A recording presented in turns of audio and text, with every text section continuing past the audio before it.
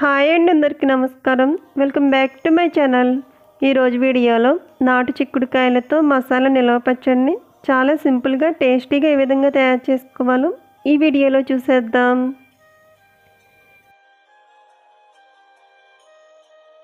ఇవి వచ్చేసి పల్లెటూరులో మాత్రమే ఈ సీజన్లో ఇంటి దగ్గర ఎక్కువగా కాస్తూ ఉంటాయి.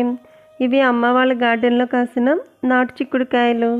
వీటినే కనుపు చిక్కుడుకాయలని కూడా అంటారు.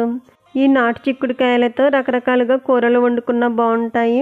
అలాగే ముదిరిని నాటు చిక్కుడుకాయలతో ఇలా మసాలా నిల్వ పచ్చడి చేసుకుంటే చాలా టేస్ట్గా ఉంటుంది. ఇప్పుడు చిక్కుడుకాయ మసాలా నిల్వ పచ్చడి తయారు చేసుకునే ప్రాసెస్ చూసేద్దాం. ఇప్పుడైతే ముదిరిన చిక్కుడుకాయలు ఇక్కడ 1/2 కేజీ దాకా తీసుకుని వాటిని శుభ్రంగా కడిగిన తర్వాత తొడిమలు కట్ చేసుకోవాలి. ఇప్పుడు చూపిస్తున్న విధంగా చిక్కుడుకాయలను ఇలా కట్ చేసుకున్న తర్వాత కుక్కర్లోకి తీసుకుని అందులో 1/2 గ్లాస్ దాకా వాటర్ పోసి కుక్కర్ మూత పెట్టి 1 విజిల్ వచ్చే వరకు ఉడికించుకోవాలి. కుక్కర్ 1 విజిల్ వచ్చిన తర్వాత స్టవ్ ఆఫ్ చేసుకుని కుక్కర్ ప్రెజర్ పోయిన తర్వాత మూత తీసినట్టయితే ఈ చిక్కుడుకాయలు మెత్తగా ఉడుకుతాయి.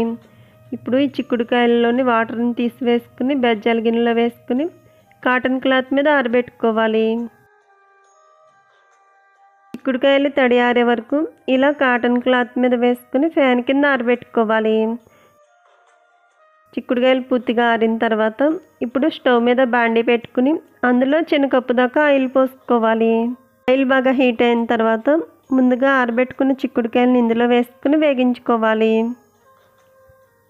మంటను మీడియం ఫ్లేమ్లో పెట్టుకుని ఇలా కదుపుకుంటూ 4-5 నిమిషాల పాటు చిక్కుడుకాయలను వేగించుకోవాలి.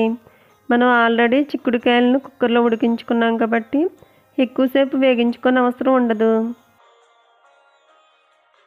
చిక్కుడుకాయలు ఆయిల్లో వేగి ఈ కలర్లోకి వచ్చిన తర్వాత ఇప్పుడు వీటిని ఆయిల్లో నుండి ప్లేట్లోకి తీసుకుందాం. ఇప్పుడు ఇదే ఆయిల్లో చిటికెడు మెంతులు, కొద్దిగా ఆవాలు, జీలకర్ర వేసుకుని అవి చిటపటలాడే వరకు వేగించుకోవాలి.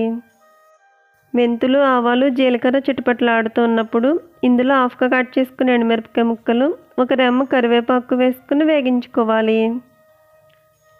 ఇవి ఇలా వేగుతూ ఉన్నప్పుడు ఇందులో ఫ్రెష్గా దంచి పెట్టుకున్న అల్లం వెల్లుల్లి పేస్ట్ 1 స్పూన్ దాకా వేసుకోవాలి. ఈ అల్లం వెల్లుల్లి పేస్ట్ పచ్చివాసన పోయే వరకు వేగించుకోవాలి. అల్లం వెల్లుల్లి పేస్ట్ ఆయిల్లో బాగా వేగి ఈ కలర్లోకి వచ్చిన తర్వాత ఇప్పుడు స్టవ్ ఆఫ్ చేసుకుని ఇందులో ముందుగా ఆయిల్లో వేగించి పెట్టుకున్న చిక్కుడుకాయలు వేసుకోవాలి. ఇప్పుడు ఈ ఆయిల్ చల్లారేలోపు మసాలా పౌడర్ తయారు చేసుకుందాం. మసాలా పౌడర్ తయారు చేసుకోవడానికి 6-7 దాకా లాంబొగ్గులు తీసుకోవాలి. అలాగే 2 యాలకులు, చిన్న దాల్చిన చెక్క, అనాస పువ్వు, జాపత్రి, 1/2 స్పూన్ దాకా జీలకర్ర, 1 స్పూన్ ధనియాలను మిక్సీ జార్లో వేసుకుని మెత్తని పౌడర్లో మిక్సీ చేసుకోవాలి. ఇప్పుడు ఇవి పూర్తిగా చల్లారిన తర్వాత ఇందులో 1/2 టీ స్పూన్ దాకా పసుపు వేసుకోవాలి.